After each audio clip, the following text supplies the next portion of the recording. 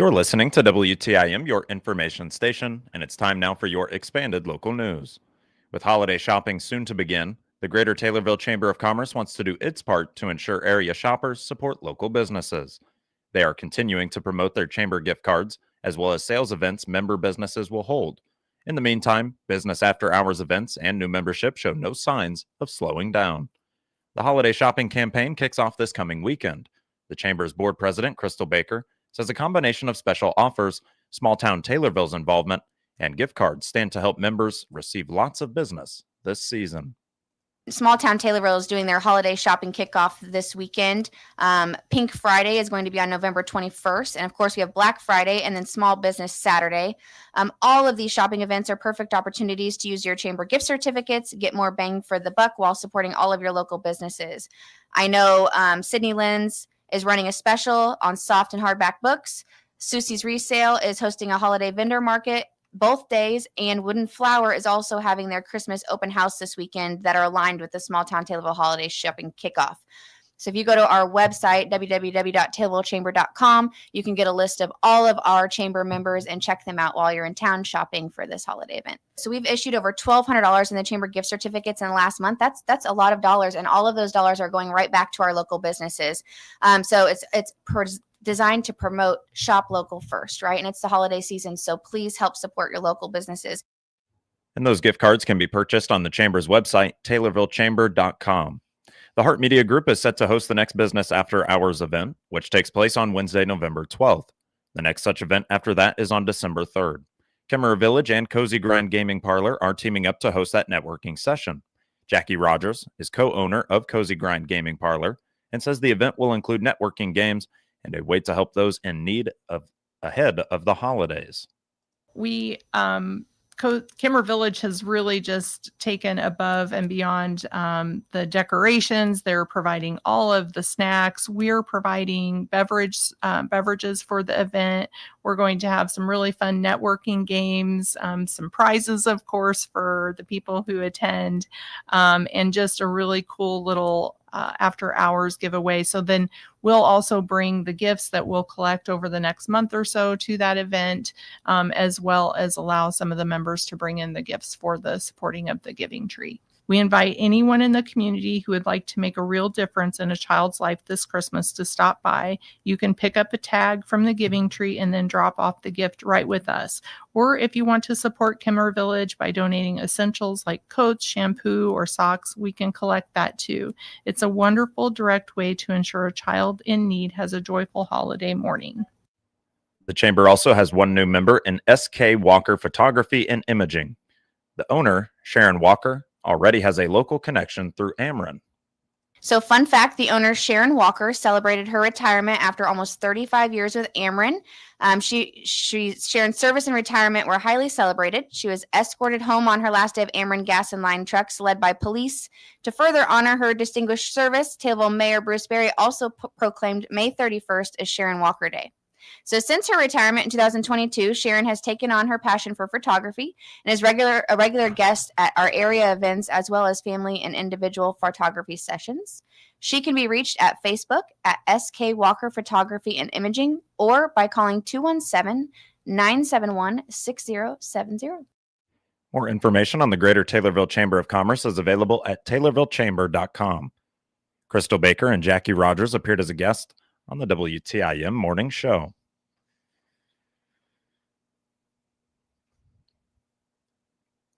Taylorville Head Start children this week were given coats, hats, and gloves by the Taylorville Kiwanis Club as its annual Coats for Kids presentation.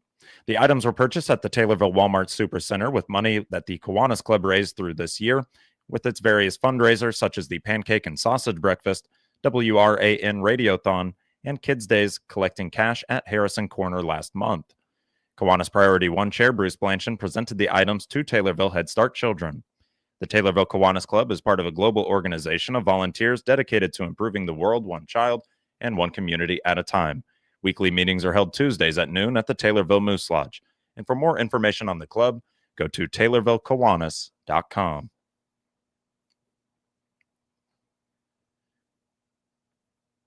The Illinois End of Life Options for Terminally Ill Patients Act is a bill that passed the state legislature and just concluded in the veto session, and it now awaits the governor's approval. If signed into law, it would allow terminally ill, mentally capable adults with a prognosis of 6 months or less to receive a prescription of medication that they can self-administer to end their life. Opponents of Illinois' Terminally Ill Patients Act stressed a number of issues, including religious objections, concerns from the disability community, and a lack of oversight and potential for abuse. State Representative Bill Howder of Morton explains objections from the medical community. A controversial bill allowing terminally ill patients in Illinois to self-administer life-ending medication passed in the legislature around 3 a.m. Friday morning as the General Assembly was wrapping up its fall veto session. The bill's sponsor said the Terminally Ill Patients Act would let adults with less than 6 months to live request a prescription to self-end their suffering. However, State Representative Bill Howder, a doctor from Morton, warned that the bill lets patients obtain and use the medication without any medical supervision, a concern shared by the Illinois State Medical Society and the American Medical Association, which say it fundamentally violates the physician's oath to do no harm. Why is medicine opposed? Our oath. Physicians have been given by God and by the laws of men the primary responsibility to preserve life, to heal, to relieve suffering. Our ancient oath, which we take seriously, passed down from generation to generation of physicians, have always contained the phrase, first, do no harm.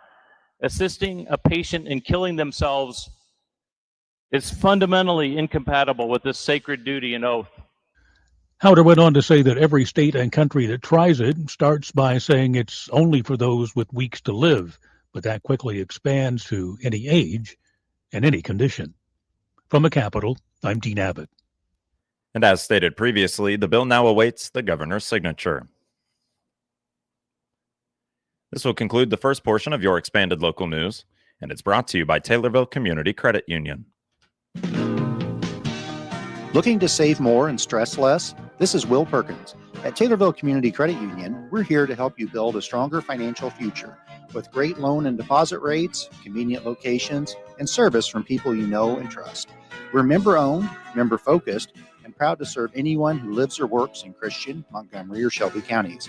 Discover the credit union difference. TCCU is your partner in financial success. Member NCUA. Bob Ridings in Pana is gearing up for its Veterans Day Cookout. It's scheduled for Monday, November 10th from 11 a.m. to 1 p.m. The core purpose of the event, like many others for the occasion, is to honor veterans for their service. Bob Ridings does so through this annual cookout and through the contests and service offers that they provide exclusively for veterans. The dealership's connection to service to the country is what drives them to organize it year after year. General Manager Brian Booth has played his part in running the Veterans Day Cookout for much of his time at Bob Ridings in Pana. He says that the tradition is now over a decade old and has grown in that time. Pre-COVID, we got up to where we started having almost a couple hundred people here. Wow. By the time you had veterans and their families, then COVID, shut us down for a year and a half, 2 years there. So we started, and it's been building back up. We're getting still well over 100 people here. But on Monday, November 10th, we'll have our Veterans Day Cookout. We always have a hot meal provided to all veterans and their families. It's free. They just come in. We'll have we clear out our inside the wash bays and everything. So no matter what the weather is, it's all inside. We have, like I said, hot food, coffee, desserts, all that. We have raffles. I always buy a couple items. We did wood flags. Those were very popular. I buy a couple of those made by a guy right there in Decatur. We take one and just give it to a veteran.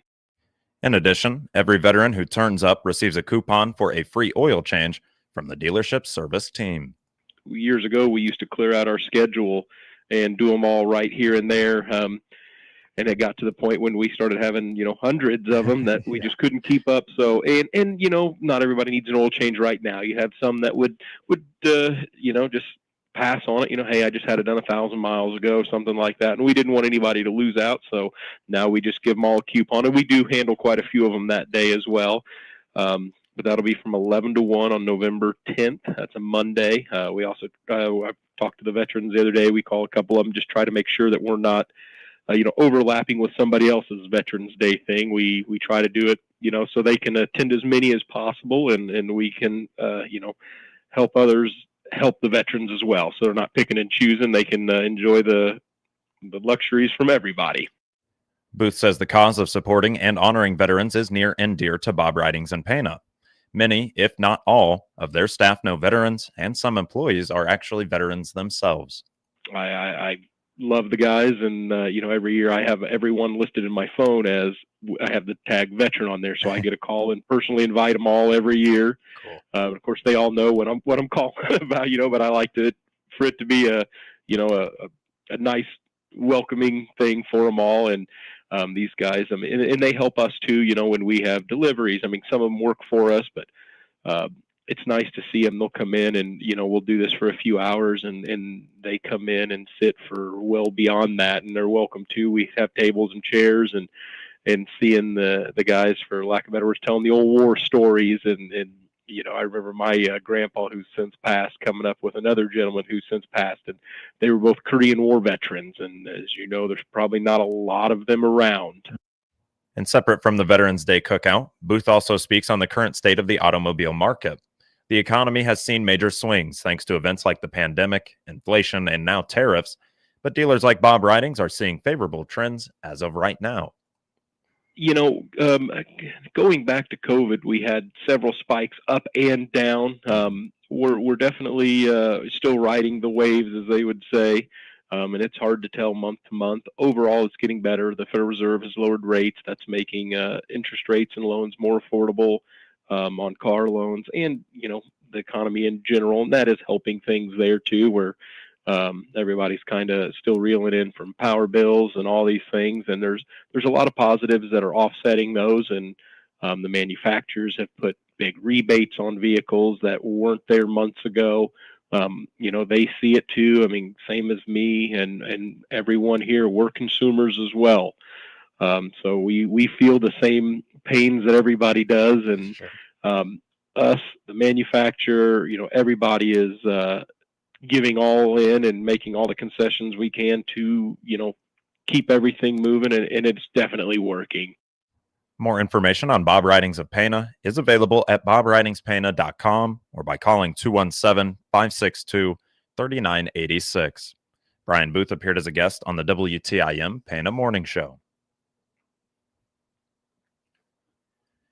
Illinois is accustomed to a wild November weather of swings, and will get one over the next week. Temperatures in some parts of Illinois approach 70 on Tuesday, and by next Monday morning, overnight lows could dip into the upper teens in certain areas of the state, says DTN ag meteorologist John Baranick.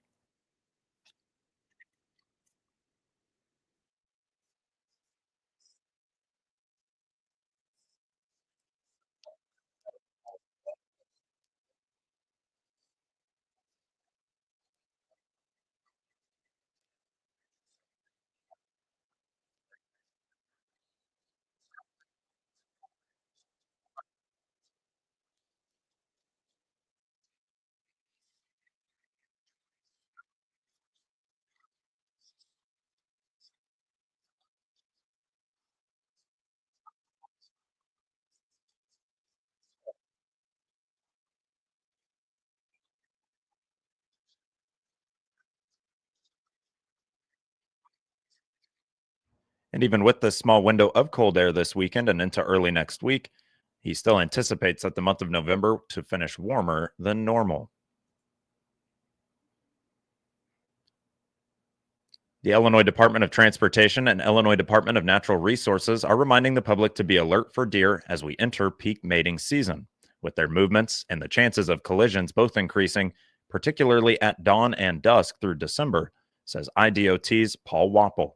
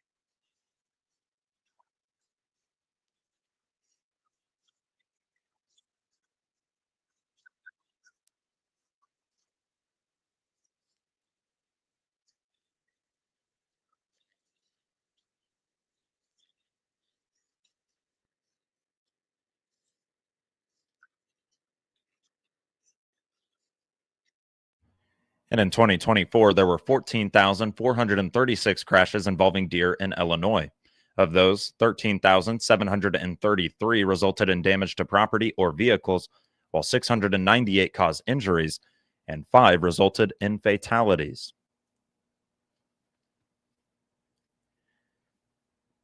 Now that Halloween has passed, many of us will be looking for seasonal employment heading towards Christmas and Thanksgiving. The Better Business Bureau says that the time to get in your application is now, but be careful of job offers that may seem too good to be true. As a seasonal employee, you can expect to work long, sometimes inconvenient hours, possibly including on Thanksgiving and Christmas Eve. BBB investigator Don O'Brien says you should be wary of job offers that don't require an interview.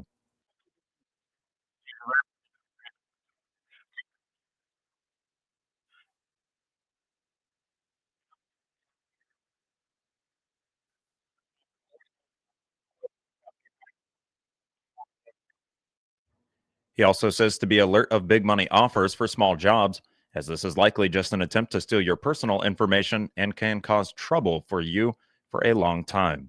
And never work for a company before you are hired. This is mostly a precaution for online jobs. This will conclude the second portion of your expanded local news, and it's brought to you by CNB Bank and Trust. At CNB Bank and Trust, we believe banking should feel personal. Our checking accounts are designed to make everyday life easier with local service, modern tools, and a team who knows your name. We've been growing with our communities for generations, helping families and farmers and small businesses reach their goals. Because here, you're more than an account number, you're our neighbor. CNB Bank and Trust, helping to open doors since 1854. Member FDIC, Equal Housing Lender. Moving now to obituaries, which can be found at TaylorvilleDailyNews.com and are brought to you by Sutton Memorial Home. This is Chad Sparks. When you lose a loved one, your choice for making final arrangements should be with the compassionate family at Sutton Memorial Homes. They know the death of a loved one is difficult. Austin and Evan at Sutton's and the entire staff have devoted themselves to loving and caring for those in their community in their time of need. You can trust Sutton Memorial Homes to assist your family in making final arrangements that will be a tribute to your loved one. Sutton Memorial Homes, caring is what they do best. 61-year-old Michael Dean Wicker of Taylorville died on November 2nd. Visitation is today, November 7th, from 10 a.m. to 11 a.m. at Sutton Memorial Home in Taylorville. Funeral service will be November 7th at 11 a.m. at Sutton Memorial Home. Burial will be at Oak Hill Cemetery. 63-year-old Sandra Jo Brockamp of Greenup, Illinois, died on November 2nd. Visitation is November 12th from 9 a.m. until 11 a.m. at Sutton Memorial Home in Taylorville. Funeral service will be on November 12th at 11 a.m. at Sutton Memorial Home. Burial will be at Oak Hill Cemetery. Funeral arrangements are being handled by Sutton Memorial Home in Taylorville. 90-year-old Connie Sue Phelps Bingham Stewart of Powder Springs, Georgia, formerly of Morrisonville, died on March 6th. A combination graveside service with Glenn Stewart Jr. will be on November 13th at 11 a.m. at Morrisonville Cemetery with Veterans Honors and Masonic Rites. Funeral arrangements are being handled by Asali Funeral Home in Morrisonville. 59-year-old Eric Lynn Hall of Tontitown, Arkansas, formerly of Taylorville, died on October 29th. An open house will be held on November 8th from 1 to 5 p.m. at the KC Columbian Hall in Springfield. Funeral arrangements are being handled by Backstrom Piatti Funeral Home in Springdale, Arkansas. 88-year-old Nellie Fleming of Rochester died on October 21st. Visitation is November 13th from 10 a.m. till 11 a.m. at Sutton Memorial Home in Taylorville. Funeral service will be November 13th at 11 a.m. at Sutton Memorial Home in Taylorville. Funeral arrangements are being handled by Sutton Memorial Home in Taylorville. And 63-year-old Rhonda Corbin of Morrisonville died on October 23rd. A celebration of life will be on November 8th from 1 to 4 p.m. at Morrisonville American Legion in Morrisonville. Get details on these and other local news stories at TaylorvilleDailyNews.com or hear them every hour on WTIM. WTIM is your only local news radio.